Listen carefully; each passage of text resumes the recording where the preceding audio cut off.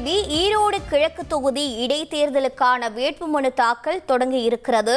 இன்று முதல் வருகிற 17ஆம் தேதி வரை வேட்புமனு தாக்கல் செய்யலாம் என்று தகவல் வெளியாக இருக்கிறது. விவரங்களை செய்தியாளர் சதாசிவம் வழங்கிட கேட்கலாம்.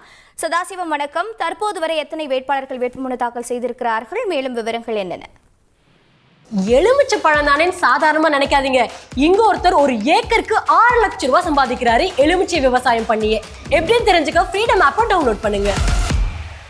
வணக்கம். தமிழகத்தில் ஈரோடு கிழக்கு தொகுதியில் நடைபெறக்கூடிய இடைத்தேர்தலானது வரும் பிப்ரவரி 5ஆம் தேதி தொடங்க உள்ளது. இதற்கான வேட்புமனு தாக்கல் பார்த்தோம்னால் இன்று தொடங்கி வரும் 17ஆம் தேதி வரை நடைபெற உள்ளது.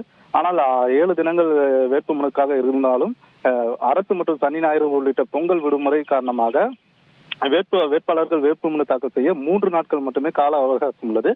இதனைத் தொடர்ந்து இன்றைய தினம் பார்த்தோம்னால் வேட்புமனு தாக்கல் தொடங்கியுள்ளது. இதன் முதல் கட்டமாக முதல் நாள் இன்று அதாவது தேர்தல் மன்னன் என்று அழைக்கக்கூடிய சேலம் மாவட்டம் மேட்டூரை சேர்ந்த பத்மராஜன் என்பவர் 247வது முறையாக தனது வேட்புமனுவை இன்று தாக்கல் செய்வதற்காக காலை 9 மணி அளவிலே ஈரோடு மாநகராட்சி அலுவலகத்திற்கு வந்துள்ளார்.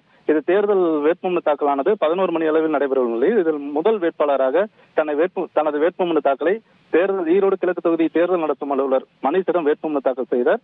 அவரை தொடர்ந்து கோவை மாவட்டம் சுந்தராபுரம் பகுதியைச் சேர்ந்த நூர் முகமது என்பவர் கையில் தீச்சட்டி ஏந்தி கொண்டும் சாவுமணி அடித்துக் கொண்டும் தேர்தலில் ஜனநாயகத்துக்கு வாக்காளர் முக்கியத்துவம் கொடுக்கக்கூடாது, ஜனநாயகத்திற்கு முக்கியத்துவம் கொடுக்க வேண்டும் என்பதை வலியுறுத்தும் வகையில் பாலை சாலையில் ஊற்றியும் தனது வேட்புமனு தாக்கல் செய்வதற்காக வந்துள்ளார்.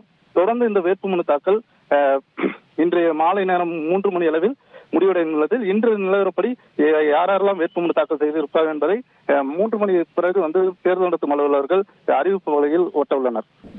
தகவல்களை வழங்கியதற்கு நன்றி சதாசிவம்.